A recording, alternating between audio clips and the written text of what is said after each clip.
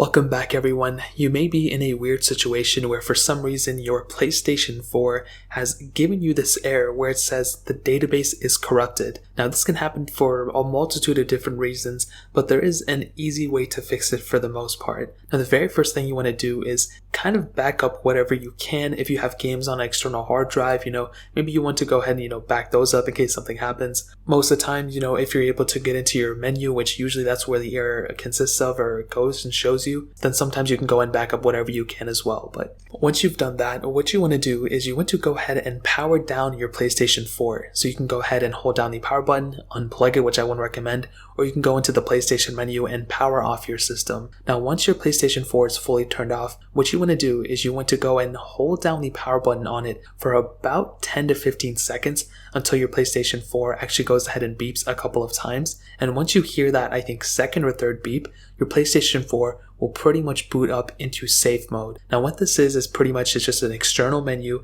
You can do a lot of different things within it. You can factory reset your data. You can do a lot of different things. And I always recommend people every once in a while, if needed, if you're running into a ton of problems on your PlayStation 4, back up everything within it and then, kind of get into the safe mode, reinitialize and go from there. But in this case, once you're in the safe mode option, you want to go ahead and connect a PlayStation 4 controller. Now you have to physically go ahead and, USB type. You want to go ahead and plug it in through the USB port on the front or on the back, whatever. Now once you do that and your PlayStation controller is fully connected, you'll get into this specific panel. Now what you want to do is you want to scroll down until the fifth option. It'll say rebuild database. Now what this basically does is fixes that database corrupt problem that we're having, and it'll go ahead and fix all those other issues that we're having too, which is luckily that has to do with the database. So once you go ahead and click on it, it will take a couple of hours for it to fully go through. It's not an instantaneous fix. It will take a couple of minutes, so keep that in mind, or even an hour or two. But once that is fully done, what will basically happen is your PlayStation 4 will eventually boot back into the main menu of where it usually goes, the home screen.